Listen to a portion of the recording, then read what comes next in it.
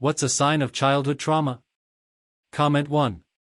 In some cases, excessive people-pleasing tendencies. Comment 2. Getting disproportionately frustrated at themselves for small accidents such as spilling things, accidentally breaking something, etc. What happens is, a lot of these people would be abused as a kid for these things, so as an adult when it happens, their brain overloads their system with fear and anxiety, and frustration can be secondary emotion to that. So when these things happens, this is basically a conditioned response because your brain associates these accidents with imminent danger. This is why therapy is so important for people who had shit childhoods, especially during their developing years. I had no idea this was a thing until I went to therapy, but when my therapist explained this to me, it made so much sense. And now when these things happen, I tend to laugh it off. Comment 3. Difficulties trusting, low self-esteem, fears of being judged. Comment 4. Constant dark humor or self-deprecating humor. Also, the ability to totally pretend crappy things never happened or pretend someone didn't do something awful to you. People might think you're really funny and forgiving, but sometimes they are both just coping mechanisms. Comment 5. Having a hard time showing emotion. Comment 6. Extreme self-cringe, doubting if what you said was the right thing. Doubting if you acted the right way, or behaved the right way in a social setting. Asking someone several times if you did something correctly. Zoning out because you randomly remembered a traumatic childhood memory, low self-esteem, lack of confidence. Comment 7. I'm a software engineer. As a SWE, at some point in your career, you will make some code change or create some feature that will break a critical part of the application. The first time this happened to me, I was a wreck. I was so worried about the repercussions, about people yelling at me, etc. My manager at the time was also somewhat abusive, so I was extra scared. Thankfully, because of another trauma response, I'd learned to get documented confirmation on everything, including confirming multiple times with him that it was okay to activate my feature, even though I'd communicated reservations about it. So he couldn't blame me for it since he was the one who told me to go ahead with the feature. Even today, even though I'm under a new, much kinder manager, I still have frequent check-ins with them to make sure I'm not doing anything wrong, that I didn't say something irreverent or disrespectful by accident, etc. I used to ask more senior engineers to literally watch over my shoulder as I pushed changes, because I was so worried I'd do something wrong in Git and break the software somehow. In my performance reviews, I get praised for my technical ability, but dinged for my lack of self-confidence and lack of confidence in established systems. For example, I should have faith that a function from some library used by thousands of people daily works as it says it does, without needing to test it. But I still can't help but just run a quick test to make sure. Hard to be self-confident and have faith in yourself, in other people, or even in established systems when you couldn't even trust your own family growing up. Comment 8. Peacekeeping. A kid doesn't realize their parent, mom in my case, is an emotionally abusive asshole. All I knew is I didn't want people to be so mad at each other. I think my life would have been better if I hadn't talked them out of divorce. Comment 9. Inability to form and keep relationships, having sparse or little to no memory of your childhood, eating disorders, depression, social anxiety, agoraphobia, extreme emotional shifts, attachment issues, consistent exhaustion, strong unexplainable reactions towards social stimuli, separation anxiety, gastrointestinal issues and complications, substance abuse and addiction, intrusive thoughts, self-destructive behavior, etc. Comment 10. Choosing partners who don't support, cherish or value you. Choosing jobs and relationships that reflect the lack of empathy and neglect that you grew up with. Comment 11. Perfectionism. Addictions. Compromised relationship to intimacy, their bodies, eating, money. Comment 12. Completely shutting down when criticized or corrected. Took me years to get past this. Comment 13. Unable to forgive themselves for small mistakes. Comment 14. Finding someone perfect for you and then systematically sabotaging it. Comment 15. What I see most in people I know, it's the excessive apologizing. They'll be talking a lot about something they're interested in and constantly apologize for talking so much. Like, nah, go off, I like hearing about what you're into. Comment 16. Constantly apologizing for every little thing. Extreme introversion. Little to no outward emotion. Ability to stay calm in emergencies or chaotic situations. Comment 17. An adult acting childlike. People think it's cringe, but age regression is a trauma response. You can especially see this as you've ever been to a psych ward. People are clinging to blankets and stuffed animals. Childhood was probably the last time they existed without being traumatized. Comment 18. Oversharing when you haven't known the person long, or the opposite where you don't open up to anybody. Two extremes. Comment 19. Being insecurely attached to friends and romantic partners. Comment 20. Being afraid to ask for things. Remembering footsteps. Not liking spending time with family. Doesn't like going out because you'd be alone and watching others have fun with each other. Your own family not remembering the last time you laughed or telling you to smile. And constantly saying, I wish she'd smile more, while looking at photos. Being shy or awkward around your own friends in person. Comment 21. Delayed emotional maturation. Underlying, unresolved anger issues. Low self-worth. Abandonment issues. Overly sexualized behaviors. Comment 22. Always saying sorry. Feeling guilty for speaking up. Comment 23. Being an empath.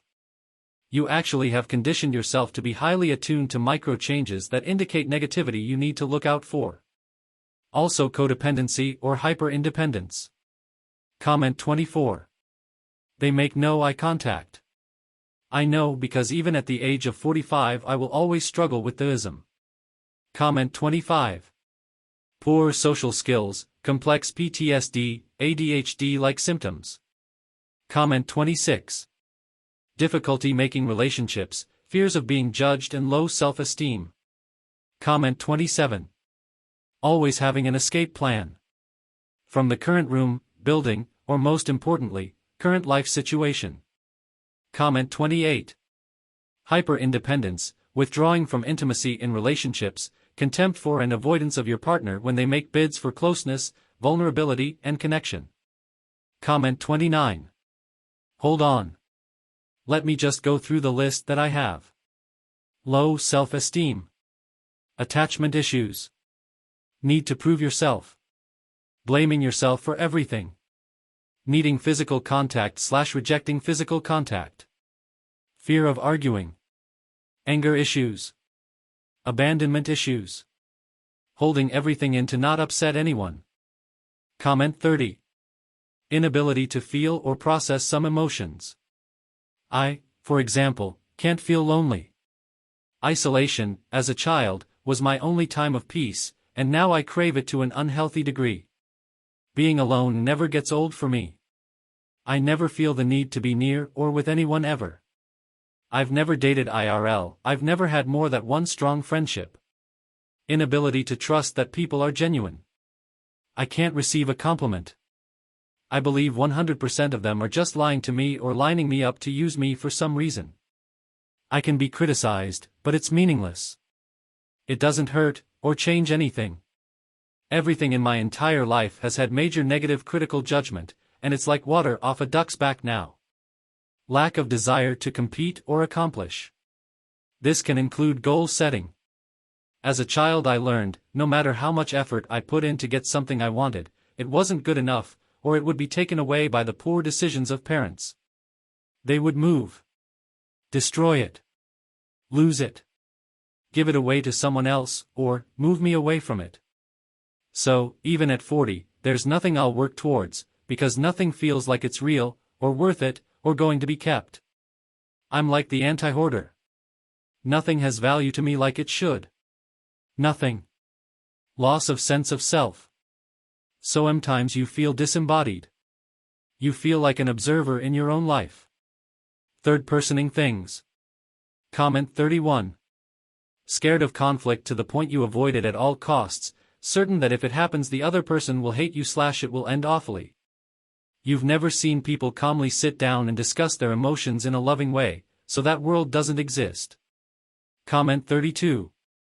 Not trauma per se, but as a father, I got criticized a lot by my wife saying I'm spoiling my son, simply because I got very little attention from my father when I was a kid. I feel I'm trying to heal this by being my own ideal father. Comment 33. Difficulty trusting/animosity towards authority. One of my friends in high school was always so rude to teachers, counselors, security guards, people's parents, etc., anyone who was in a position of authority. I couldn't understand why, because it seemed to me that they just wanted to make sure we didn't ruin our lives doing dumb teenage stuff. It made so much sense when she confided in me that she had been molested by authority figures, her father, uncles, teachers, tutors, as a young child. Comment 34. Sometimes it's people who are overly defensive or confrontational. Or have a tendency to bully. The whole, I'm gonna hurt you before you hurt me, mentality. Comment 35. Hyperactivity, you can never do enough. Cynicism. No self-esteem. Horrible self-talk. No trust in others or yourself. Living in a fog. No memory of childhood. Anger issues. No tolerance for anything less than perfect, especially from self. Feels like a failure. Can't feel happy. Comment 36. Nightmares, hypervigilance, heightened startle response, all that and more. Comment 37. Isolating. Withdrawing. Not trusting others. Easily trusting others. Finding comfort in manipulative relationships. Comment 38. As someone still going through it, if you see someone trying to cover their ears when they hear yelling, or just want to be alone from people, or just cry when they actually get affection and love, those are some signs. Comment 39. Feeling like you have to do everything yourself. This can often come from either being taught to be a man, or, if you can't do it yourself, you'll fail in life. Those are just a few that stemmed from for me. Constantly feeling like you're bothering someone by asking for help can fuck you up as a kid, and it can carry to adulthood. Comment 40. Lack of eye contact. My dad was severely bullied as a child. He was the new kid from out of town who knew no one. Had few friends, so was an easy target. Teachers turned a blind eye. Went on for some time. Only came to light when he started skipping classes to avoid the bullies. To this day he still cannot maintain eye contact for more than a couple of seconds, especially if he is meeting people for the first time and would prefer to stay at home than go out. Comment 41. Compensating for something, never hot enough, tall enough, rich enough, you know the list. Yeah, I'll never be rich enough. Comment 42. Mine are easily trusting/extra hard to trust people, paranoia, always feeling like I'm doing something wrong when people react a certain way, often apologizing, feeling guilt when I put myself first. Though, I am diagnosed by professionals and I recommend talking to a therapist if you're unsure if you're dealing with trauma or not.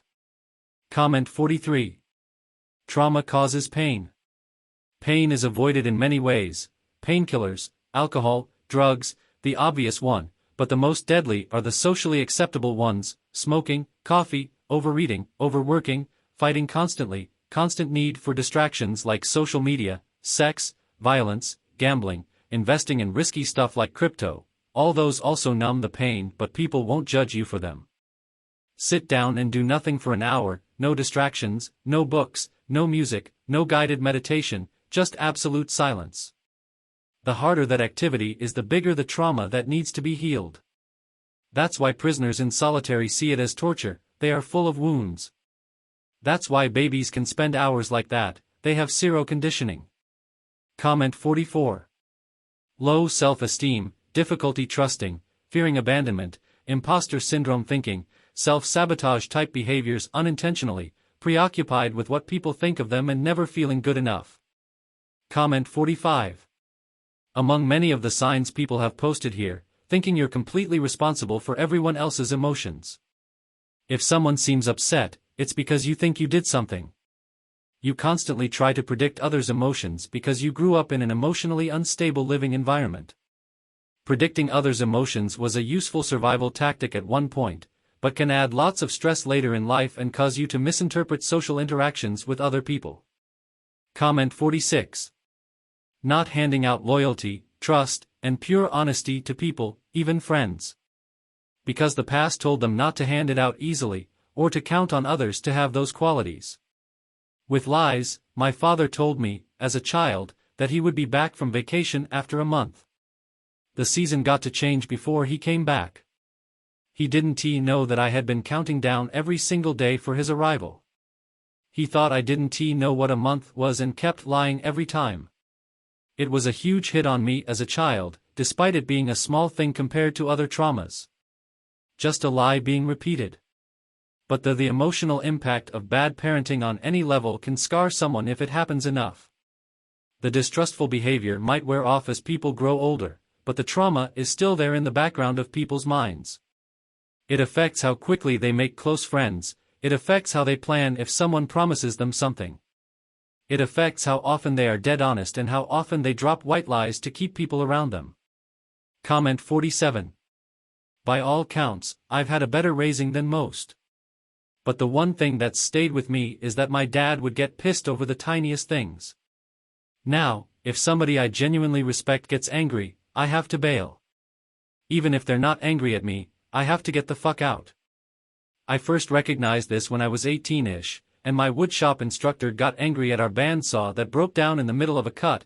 I was on the other side of the room doing something completely unrelated, but I got flustered and practically ran out. It's my only scar, so maybe I still drew lucky. Comment 48. Extreme independence, with an underlying, don't fuck with me, vibe. With several years of therapy, I've been able to significantly relax my nervous system, but I think that subconscious protective vibe will always be there in some way. Comment 49. Being really good at de-escalating situations, and in tune with people's emotions, for lack of a better way to put it. When you grow up around people who could explode at a moment's notice over nothing, you become very good at talking them down once they do, or changing the subject/situation to avoid it in the first place. I can practically feel the fight or flight kicking in every time somebody raises their voice near me. Comment 49. Being really good at de-escalating situations, and in tune with people's emotions, for lack of a better way to put it. When you grow up around people who could explode at a moment's notice over nothing, you become very good at talking them down once they do, or changing the subject/situation to avoid it in the first place. I can practically feel the fight or flight kicking in every time somebody raises their voice near me. Comment 50. People pleasing, addiction, codependency, borderline/bipolar, insecurity, putting everyone else's needs and wants above your own, being tolerant of abuse, being abusive, being overly promiscuous or the opposite extreme, anxiety, depression, guilt, and shame. Comment 51. I got a story that I wanted to tell, and now this is my chance. Due to childhood trauma, I cannot eat spinach. When I was 3, I went to this preschool that would serve canned spinach multiple times a week for lunch. I hated canned spinach. It made me gag. Well, one particular teacher didn't like that I refused to eat it. Her solution? Well, after lunch was recess.